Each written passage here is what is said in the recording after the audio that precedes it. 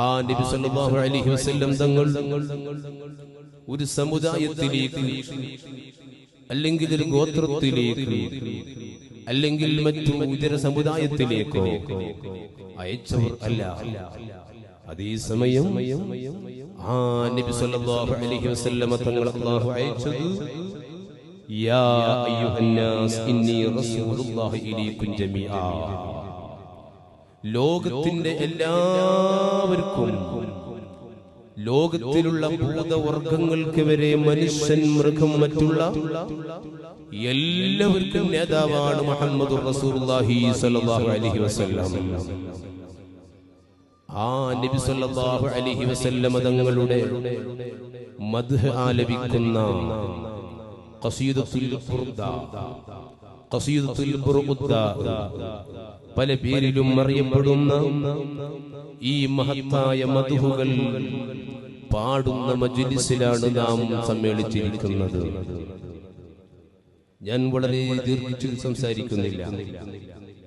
അപ്പോൾ ഖസീദത്തുൽ ബുർദ വലിയ മഹത്വമുള്ള, വളരെ അധികം മഹത്വം കൽപ്പിക്കുന്ന ഒരു പദ്യമാണ്.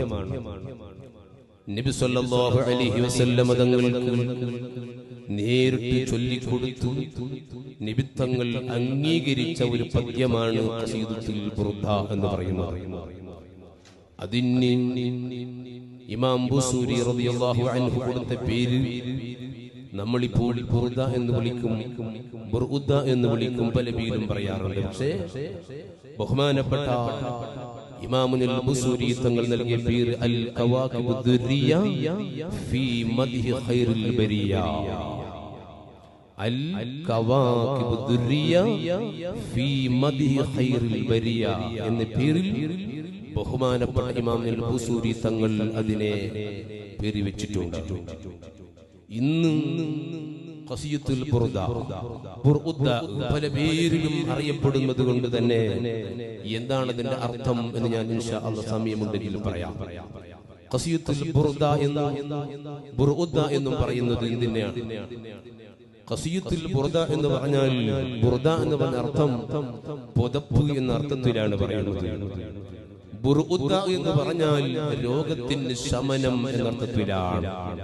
അങ്ങനെ അതിന്റെ കാരണങ്ങൾ മഹാന്മാരുടെ കിതാബുകളിൽ ബുർദയെ സംബന്ധിച്ച് വിശദീകരിക്കുന്ന ധാരാളം ഗ്രന്ഥങ്ങളിൽ വിശദീകരിച്ചിട്ടുണ്ട്. അപ്പോൾ മഹാനായ ഇമാം ബുസൂരി തങ്ങൾ ഒരു സാധാരണ മനുഷ്യനല്ല. ഏത് കവിതയും രചിക്കാൻ പറ്റുന്ന നിമിഷക്കവിയായിരുന്നു എന്ന് ചരിത്രത്തിൽ കാണാൻ കഴിയുന്നു. ബഹുമാനപ്പെട്ടവർ ഈജിപ്തിൽ വെച്ചുകൊണ്ട് അവിടുത്തെ ഉദ്യോഗസ്ഥരായി ജീവിച്ചിരിക്കുന്ന ഒരു കാലം, ആ കാലഘട്ടത്തിൽ ബുർദ രചിച്ചിട്ടില്ല.